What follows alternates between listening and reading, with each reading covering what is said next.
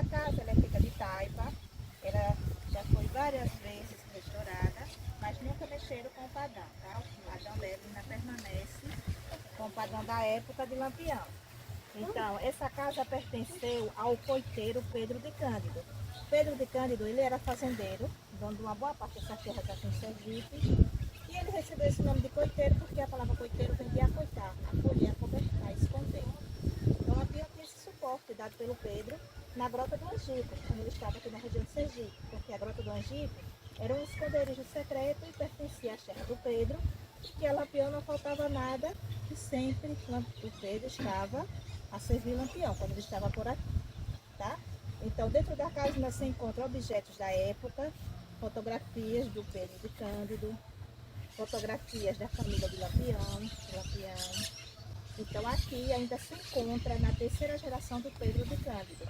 A fazenda Angicos, hoje é o Espaço Angicos, é uma empresa que se encontra nas mãos dos 10 filhos do último dono da fazenda, que era sobrinho do Pedro de Cândido. Da porteira para lá, que é a trilha, que a gente vai dar início à trilha, que era a terra do Pedro, hoje é reserva, tá? Quem toma conta é o Ibama Florestal. Então, a trilha que a gente vai fazer, ela não é plana.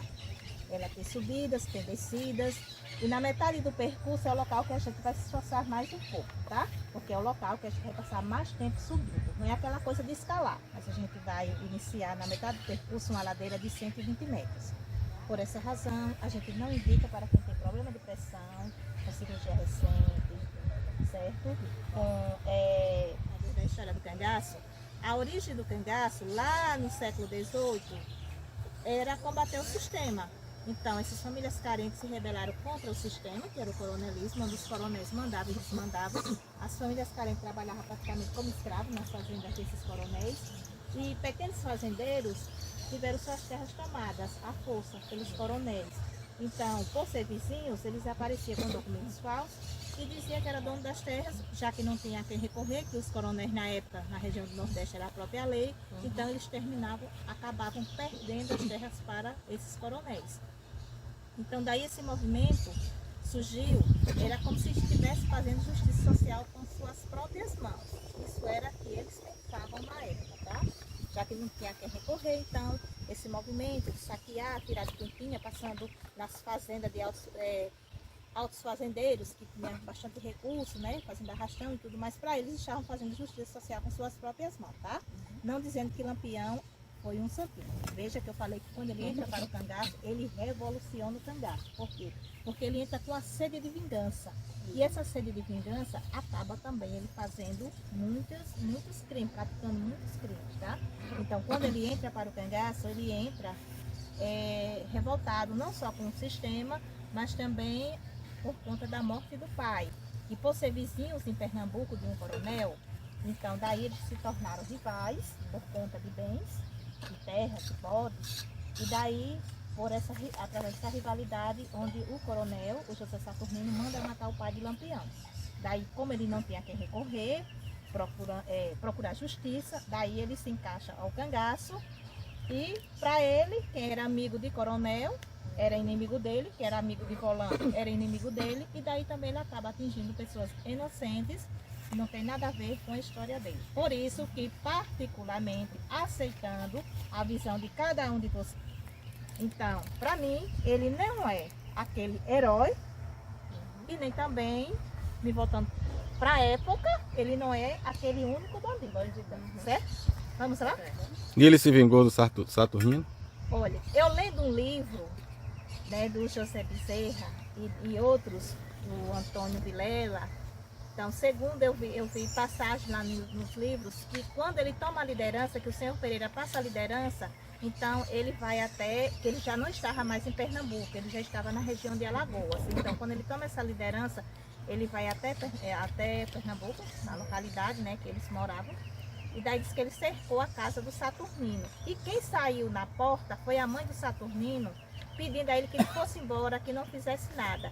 E que a mãe do Saturnino e o pai era padrinho do Lampião, que antes do Saturnino tomar a liderança, receber esse título de coronel, as famílias eram unidas. Então, é diz que ele gritou para o Saturnino que em consideração à madrinha, ele ia embora e não ia invadir, mas que uma hora pegava ele fora da mãe. Então daí diz que o Saturnino deixa a região, as terras, e vai se refugiar em uma cidade da região da Bahia, onde Lampião não teria o atrevimento de ir até lá para se vingar, por conta que lá estava todo o reforço baiano, segundo o que eu li. Tá? Vamos lá, é o local que mais tem essa árvore. Alto das Perdidas, por conta que quando aqui era tomado pela vegetação, os vaqueiros da região, nem todos eles tinham conhecimento do alto. Ao chegar aqui com os animais, era comum pegar a direção ao contrário. Então daí, como acontecia isso com frequência, ficou conhecido até hoje como Alto das Perdidas. Então, ao chegar aqui, esse grupo de 48 soldados, ao ouvir o barulho, daí eles tiveram a ideia de se dividir. Então, a central da grota, que eu falei que ficou com o tenente João Bezerra, essa aqui que a gente vai descer agora. Essa região aí é a direita, que ficou com o sargento Aniceto Rodrigues. E essa aqui é a esquerda, que ficou com o aspirante, o Francisco Ferreira de Melo. Diz a história que essa região direita, na hora do ataque, ela se encontrou aberta, que o sargento não chegou a tempo de fechar. Na hora que a grota começou a ser alvejada, de manhã, logo cedinho, então ele ainda estava atrasado. Por não chegar a tempo de fechar a região direita da grota, dos 35 cangaceiros que se encontravam na grota, 24 conseguem fugir. Só morre 11 na grota, tá? Que foi o casal, a Maria Bonita e Lampião, e mais 9 do bando. E desses 35, 5 eram mulheres. Então, quem escapa é a Silas, a Dília e a Dulce. Quem morre é a Maria Bonita e Enedina, na grota. Delas 3, que veio a falecer a semana passada, foi a Dulce, tá? Ela se encontrava viva em Campinas, que fica na região de São Paulo, e morreu com 97 anos de idade, a semana passada. E no finalzinho do ano passado, no final de 2021, o escritor por nome João de Souza Lima entrevistou a Dulce. Segundo ele, lúcida, diz que ela interagiu muito bem e chegou a comentar que quando aconteceu a emboscada ela tinha entre 14 e 15 anos de idade. Tá? Então, quando vocês chegarem até a grota, vocês vão ver cruzes e placa em homenagem aos 11 que foram mortos. E ao lado vocês vão ver uma cruz e uma placa recente que foi colocada 1º de março de 2012 em homenagem ao Adrião Pedro de Souza, que dos 48 soldados foi o único a ser morto na grota, foi o único corpo a ser retirado pelas volantes. Ao chegar à cidade de Piranhas, eles alegaram que teria sido os cangaceiros. Então, só que depois de várias e várias pesquisas, daí foi descoberto que a morte do Adrião já estava encomendada entre o próprio grupo de colegas e só estava esperando o momento certo para fazer esse assassinato, tá? Eu li duas versões. Eu já li isso. Eu já li duas versões. Li essa, que a morte dele já estava encomendada, e a segunda versão que eu vi é que, depois de serviço realizado na grota, eles desceram para a grota e fizeram a cata dos objetos valiosos que se encontravam com Lampião e com o bando, que era uma fortuna, muito ouro, libra esterlina, dinheiro espécie. Depois eles partiram para uma divisão entre si, e nessa divisão eles se desentenderam, e daí foi onde aconteceu o assassinato do Adrião, tá? Existem essas duas versões. O que se sabe é que ele não foi morto pelo bando de Lampião, e sim, o tiro saiu da arma do próprio colega, tá? E esse sargento atrasado aí deve ter sido destituído do cargo, né? Não. Eu li uma versão que tem escritor que eles detonam também as volantes. Eu li que ele chegou a atrasar, se atrasou porque quis, que ele pegou direção ao contrário de propósito. Segundo Antônio Vilela, que é um dos pesquisadores, ele chega a comentar, não só o Antônio Vilela, como o escritor também por nome João de Souza Lima, sobrinho. Ele chegou a falar que as volantes, Lampião era a galinha dos ovos de ouro para as volantes. Tá? Na maioria das vezes as emboscadas eram aleatoriamente, porque eles recebiam, digamos assim, remuneração pelas essas emboscadas do próprio presidente. Então, para eles também não era grande vantagem acabar logo com o Lampião, porque também esse extra acabava. Eles estavam dando lucro, né? O escritor. E queriam pegar também, porque isso, um costume dos cangaceiros era carregar a riqueza toda que eles tomavam tudo com eles. Isso. Não tinha banco para guardar. Então, Isso. tudo que ele tomava dos outros por aí, ele Então, andava com ele. Adiantar aqui o assunto lá para vocês só fotografarem e retornarem. Então, quando o Lampião foi emboscado lá na grota, eles optaram por as 11 cabeças, porque eles não tinham como fazer a retirada desses corpos, que realmente era de difícil acesso. Então, a cabeça de Lampião estava a prêmio no valor de 50 mil contos de réis. E alguns deles, logo, se tornaram altos fazendeiros na região de Goiás, porque o que se encontrava com Lampião ficaram com ele. Na inflação, esse valor daria quanto atualmente? Tipo, estimado só. Estimado. 300 mil? Caraca. Viu? Fizeram Dinheiro. o cálculo que 50 mil contos de réis hoje se aproximam em 300 mil. Pela cabeça só. Viu? Dizer. Então, aí Agora pelo dizem banco. que essas cabeças, né, o paradeiro delas foram no Instituto Médico Legal Nina Rodrigues, em Salvador. De princípio, logo quando elas foram retiradas daqui, elas foram expostas em Piranhas, que foi o primeiro local a ser exposta, que foi na escadaria do Palácio Dom Pedro II, que é a Prefeitura Municipal da cidade de Piranhas. Então, após essa exposição, elas foram expostas em outras cidades, que para eles eram troféus, essas cabeças.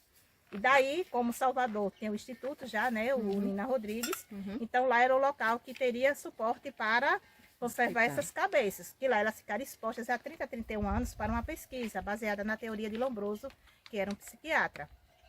Li versão, né, li uma das versões, que a Expedita Ferreira Nunes, que é a filha do casal, que se encontra viva em Aracaju, né, que é filha da Maria Bonita e Lampião, se encontra com 90 anos de idade em Aracaju.